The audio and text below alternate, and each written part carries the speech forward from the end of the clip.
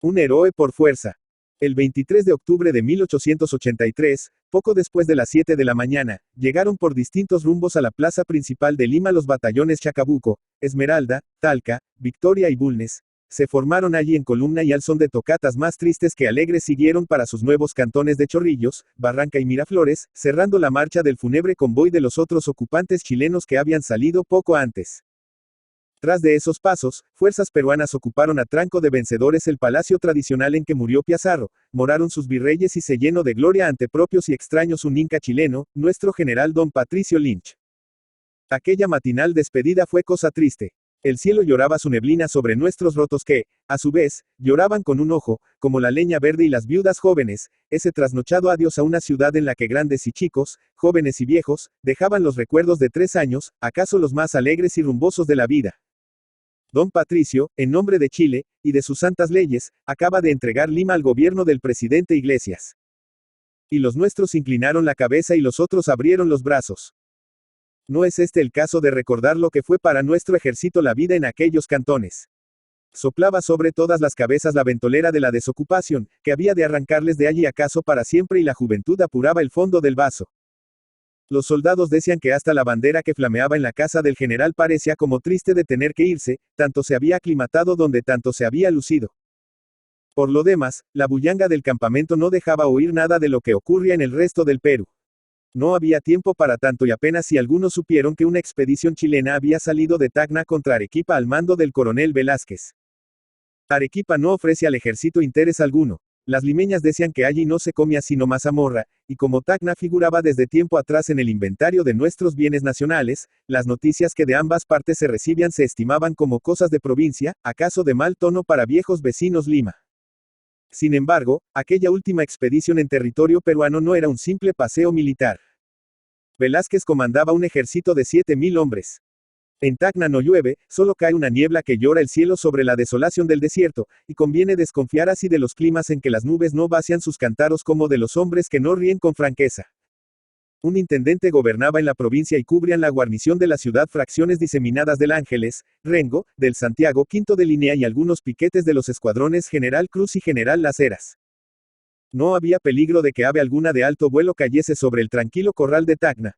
Pero sí, quitaban un poco el sueño a sus habitantes y guardianes las correrias y sorpresas de un viejo zorro cebado desde antiguo en los descuidos de nuestro ejército y casi siempre con la fortuna que ayuda y premia a los audaces. Era este el montonero conocido con el nombre liso y llano de Pacheco Céspedes, llaneza que evidencia la popularidad que ya tenía bien adquirida entre amigos y enemigos.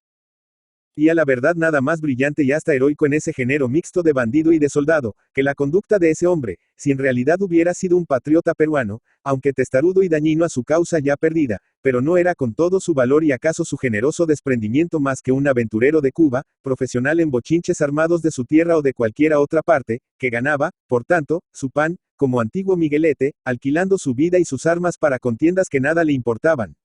Cuando a la sazón gemía su propia patria bajo el yugo de una dominación extranjera.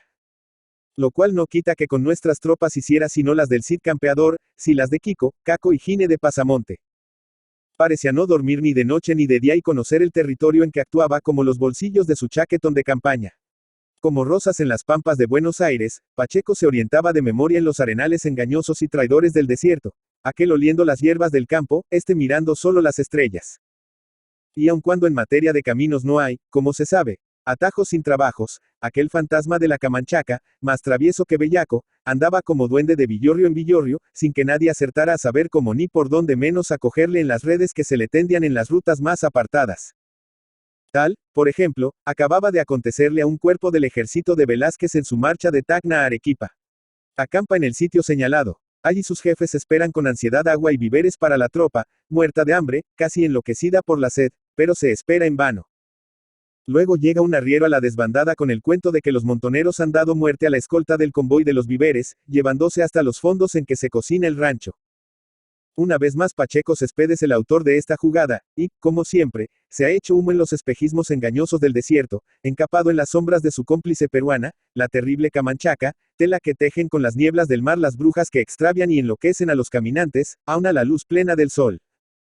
En una de las noches más apacibles del mes de noviembre de aquel año, cubría la guardia del pelotón del Santiago que Velázquez había dejado en Tacna, el teniente don Luis W. Fuensalida.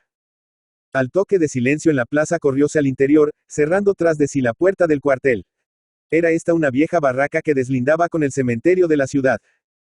Momentos después de aquella maniobra a lo don Juan Segura, una mano resuelta golpeó nerviosamente el mohoso aldabón, y una voz no menos segura respondió por la rejilla al centinela, que necesitaba hablar con el oficial de guardia. Puede hablar sin cuidado, respondió este, que había acudido al estruendo de los golpes. Es, señor, cosa grave y reservada, insistió el otro.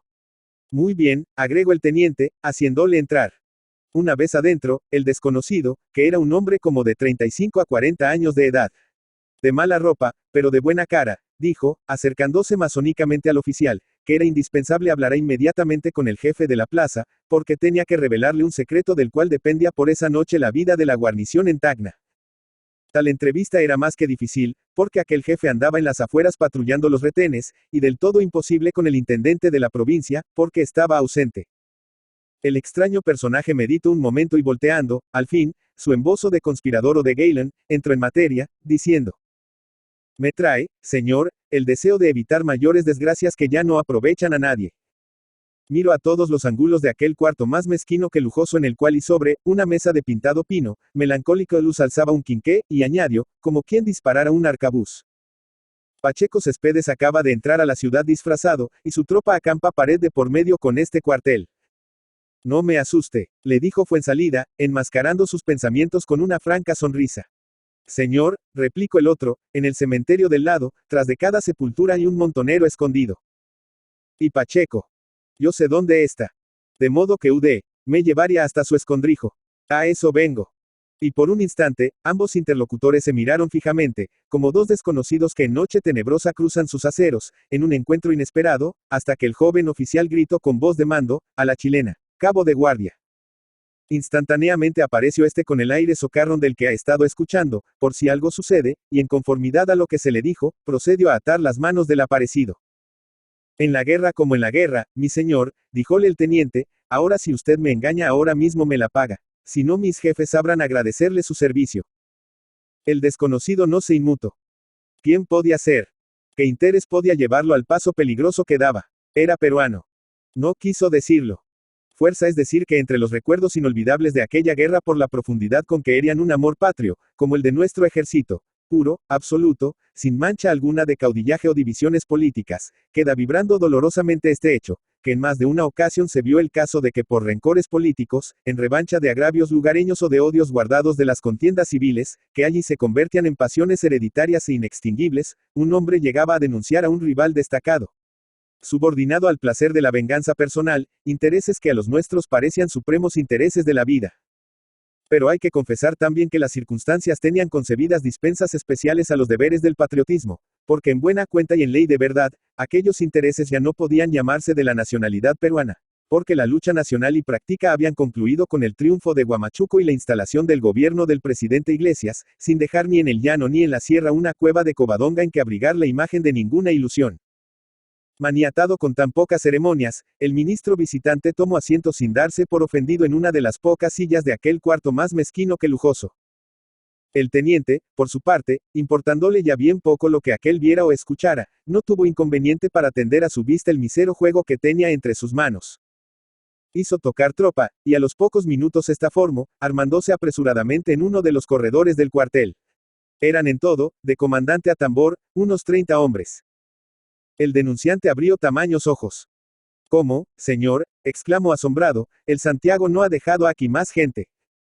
Hay más, respondió el teniente, ordenan al propio tiempo que formaran armados los músicos de la banda, lo cual apenas si alcanzó a doblar el efectivo del destacamento. Y esto es todo, insistió el primero.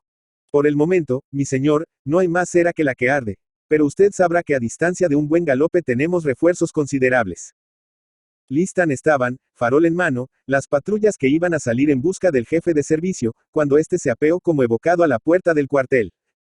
Impuesto, enseguida, de lo que se relacionaba con aquella parada en son de combate, y aquel extraño señor que parece aguardar su sentencia de muerte, dijo, sentándose tranquilamente. Retire la tropa, teniente, porque el pájaro se ha volado como de costumbre. Esto es ya una vergüenza. Pero estará cerca todavía. Hace rato que emprendió el vuelo, y lo peor es que no saldrá de la zona sin intentar otro golpe. Y un poco más calmado, tras de corto y enérgico desahogo soldadesco, refiere una escena como de novela que acaba de ocurrir en la puerta de la casa de la intendencia, que tanto se prestaba para cualquier desacato, aislada, como estaba en un suburbio desamparado.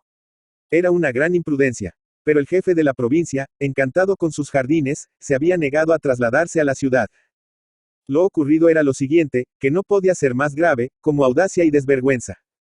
Otro personaje encapado, porque parecía ser aquella noche de capas y de espadas, se había presentado a la puerta de servicio de la casa del intendente, preguntando por al policial que servía de ordenanza.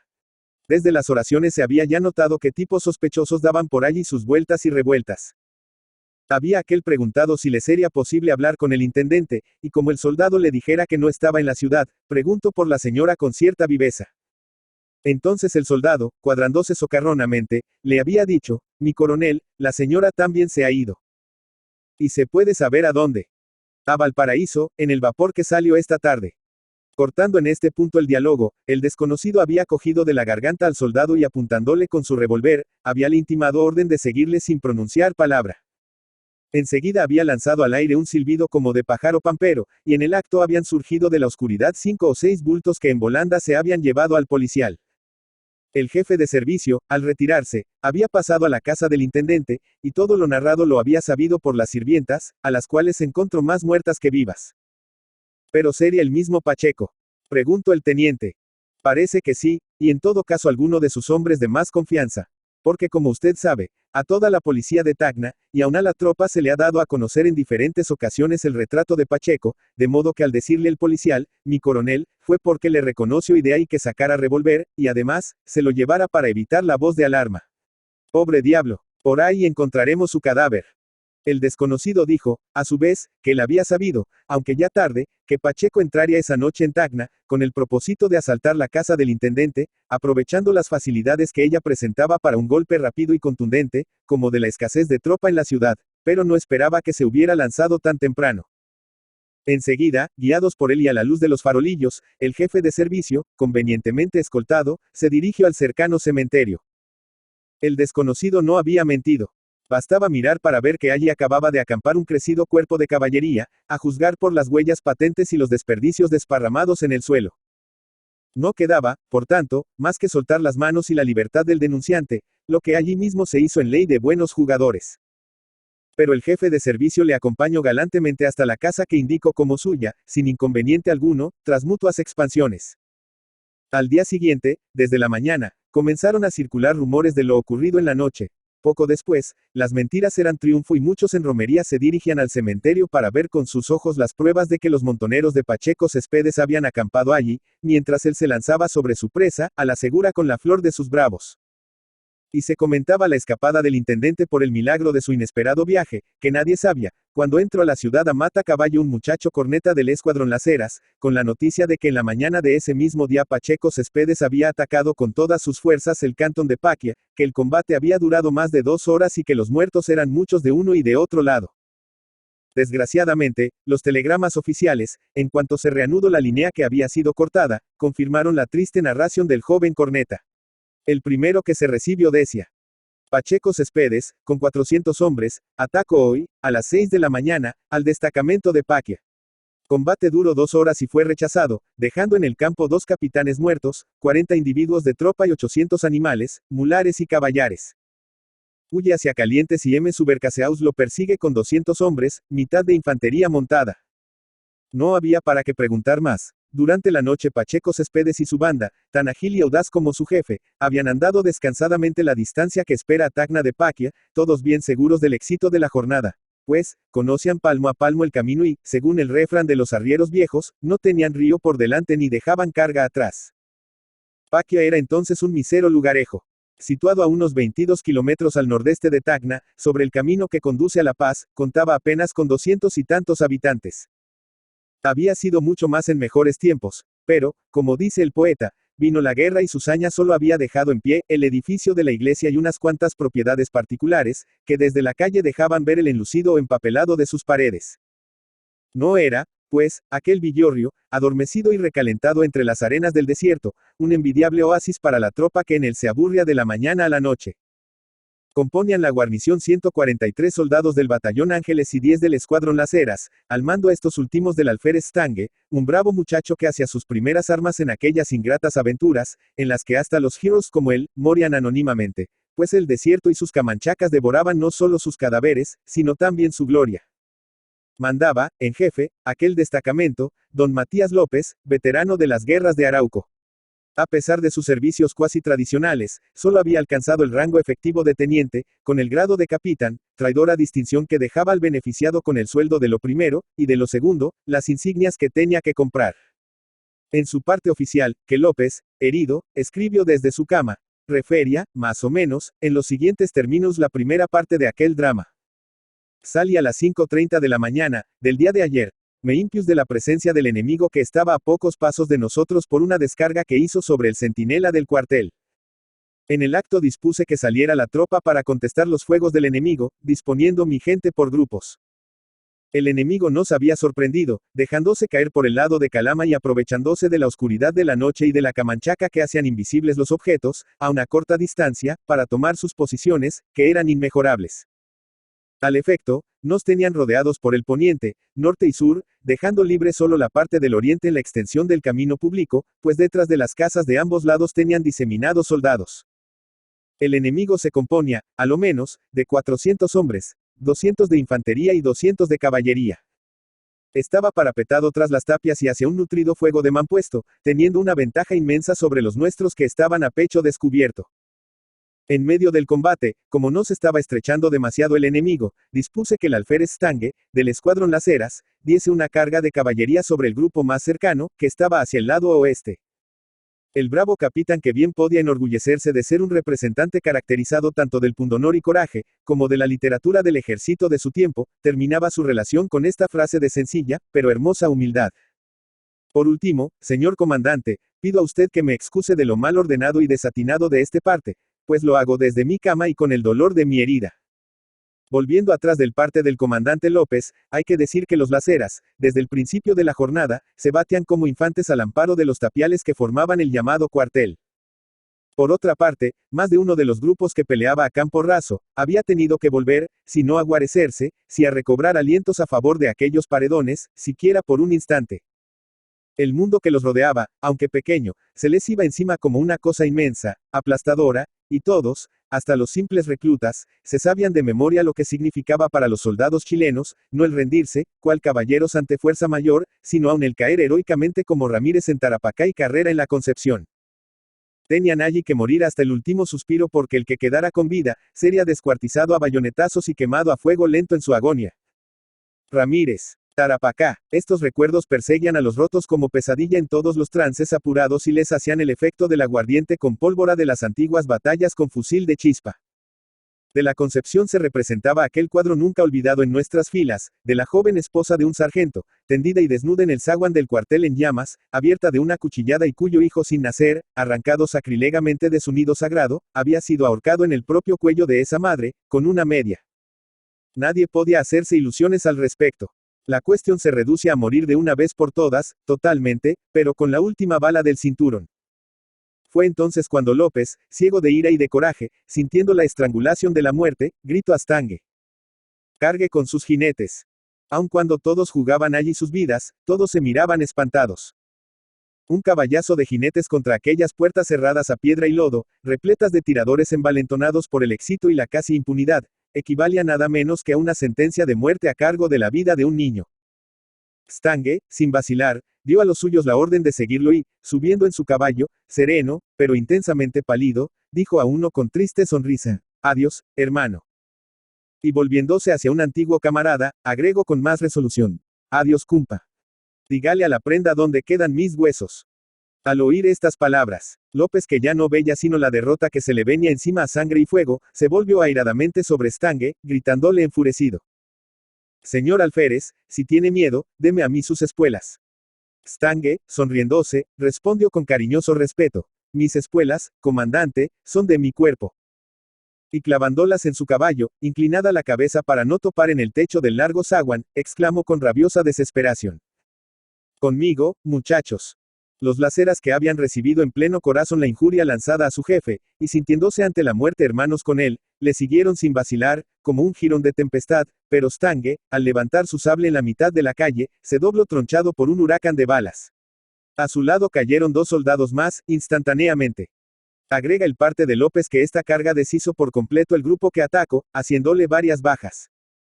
Lo que se sabe de cierto es que Stange cayó para no levantarse más y que López, viejo tan heroico como ese niño, saltó a la calle tras de la cola de los caballos al frente del último puñado de los suyos y que allí se batió de tapia en tapia y de casa en casa, hasta que el enemigo emprendió la fuga, y él, herido en un pie, fue recogido por los suyos.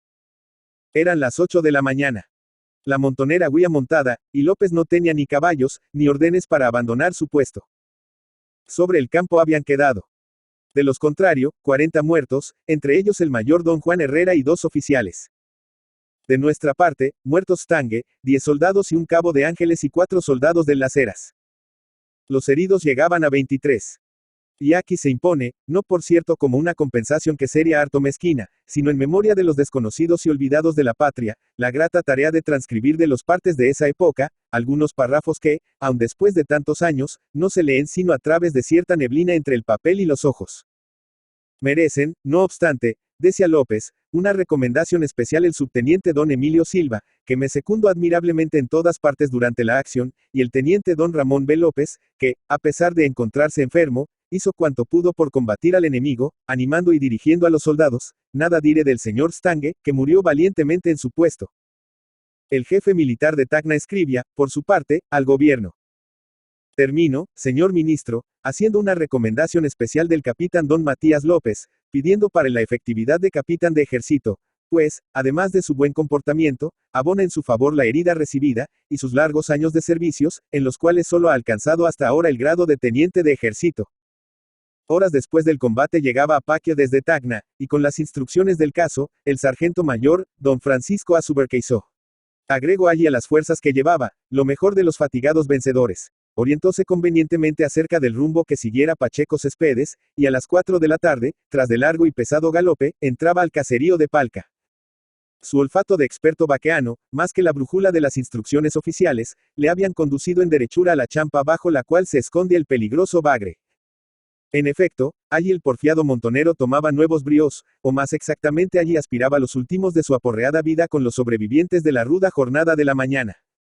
Parte de su tropa habíase parapetado en un desfiladero que enfrentaba el camino, en tanto que otro grupo coronaba una altura hábilmente elegida.